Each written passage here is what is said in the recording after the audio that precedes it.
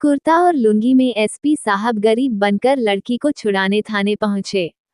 भूमिका। न्याय का असली मतलब तब समझ आता है जब कोई ताकतवर इंसान वर्दी और पद को छोड़कर आम आदमी की तरह किसी गरीब की मदद करने निकलता है। ये कहानी एक ऐसे ही ईमानदार और कर्तव्यनिष्ठ पुलिस अधीक्षक एसपी की है, जो अपनी पहचान छुपाकर एक गरीब की मदद करने के लिए खुद थाने पहुंच जाते हैं। कहानी का आरंभ। शहर में एसपी साहब अरुण प्रताप सिंह अपनी ईमानदारी और न्यायप्रियता के लिए जाने जाते थे। पुलिस विभाग में उनकी गिनती उन अफसरों में होती थी जो अपनी ड्यूटी को सिर्फ नौकरी नहीं बल्कि एक जिम्मेदारी मानते थे। एक दिन उनके पास एक गरीब रिक्शा चालक रामलाल रोते हुए आया। उसकी 17 साल की बेटी राधा 2 दिन पहले अचानक लापता हो गई थी। रामलाल ने कई जगह खोजबीन की, पर कोई सुराग नहीं मिला। किसी ने उसे बताया कि पुलिस वाले खुद भी गरीबों की नहीं सुनते, उल्टा उन्हें परेशान करते हैं। रामलाल ने एसपी साहब से मदद की गुहार लगाई। साहब, मेरी बेटी को बचा लीजिए। मैं गरीब आदमी हूँ, थाने जाऊंगा तो वे मेरी बात भी नहीं सुनेंगे। एसपी साहब समझ गए कि मामला गंभीर है। उन्होंने रामलाल से पूछा, तुम्हें किस पर शक है? रामलाल ने बताया कि मोहल्ले के एक दबंग आदमी बलराज का नाम कुछ लोगों ने लिया है। बलराज का इलाके के थाने में काफी दबदबा था। एसपी साहब जानते थे कि अगर वे वर्दी में जाएंगे तो सब सतर्क हो जाएंगे, इसलिए उन्होंने एक योजना बनाई। एसपी साहब गरीब के वेश में। अगले दिन एसपी साहब ने अपना पुलिसिया लिबास छोड़कर एक साधारण कुर्ता और लुंगी पहन ली। चेहरे पर हल्की दाढ़ी बढ़ा ली और पांव में चप्पल डालकर सीधे उसी थाने पहुंचे जहां से रामलाल को डर था। थाने में घुसते ही उन्हें एक कांस्टेबल ने घूर कर देखा। क्या चाहिए बाबा? एसपी साहब ने विनम्रता से कहा, साहब, मेरी लड़की 2 दिन से गायब है, एक रिपोर्ट लिखवा देता मालिक। रिपोर्ट? हवलदार ने हंसते हुए कहा, अरे बुढ़े, ये थाना तुम्हारे जैसे गरीबों के लिए नहीं बना है। चल भाग यहाँ से। एसपी साहब ने चुपचाप सब देखा। तभी एक इंस्पेक्टर आया और गरजकर बोला, क्या है, कौन है ये?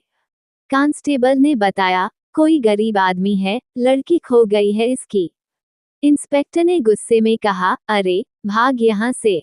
गरीब लड़कियां तो वैसे भी भाग जाती हैं। अगर सच में कोई किडनैपिंग होती तो कोई अमीर आदमी शिकायत करता। एसपी साहब को समझ आ गया कि यह थाना भ्रष्टाचार से भरा पड़ा है। उन्होंने विनम्रता से फिर कहा, साहब, बस मेरी लड़की को ढूंढ दीजिए, मैं आपका जीवन भर गुलाम रहूंगा। इंस्पेक्टर को गुस्सा आ गया, साले, चल हट यहाँ से, वरना 2 लाठी मारकर बंद कर दूंगा। एसपी साहब को अब यकीन हो गया कि मामला बड़ा है। उन्होंने शांत रहते हुए ध्यान दिया कि वहां एक और आदमी बैठा था, जो बलराज का आदमी लग रहा था। सच्चाई का पर्दाफाश।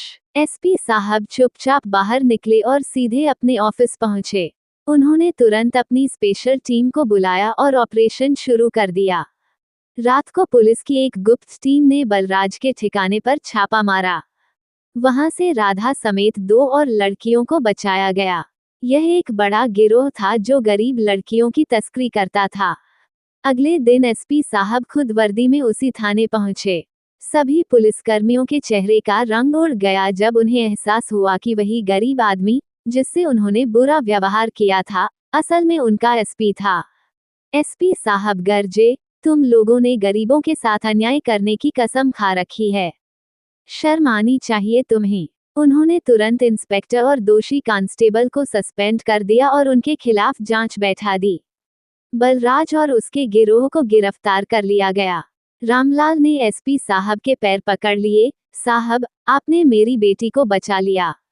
भगवान आपका भला करे। एसपी साहब ने मुस्कुराकर कहा, न्याय हर किसी का हक है, चाहे वह गरीब हो या अमीर। निष्कर्ष। ये कहानी हमें सिखाती है कि ईमानदार और कर्तव्यनिष्ठ अधिकारी समाज में कितनी बड़ी भूमिका निभाते हैं। अगर हर पुलिसकर्मी एसपी अरुण प्रताप सिंह जैसा हो, तो किसी गरीब को न्याय पाने के लिए दर दर की ठोकरें नहीं खानी पड़ेंगी। न्याय तभी सार्थक होता है जब वो हर इंसान तक पहुंचे, चाहे वह किसी भी वर्ग का हो।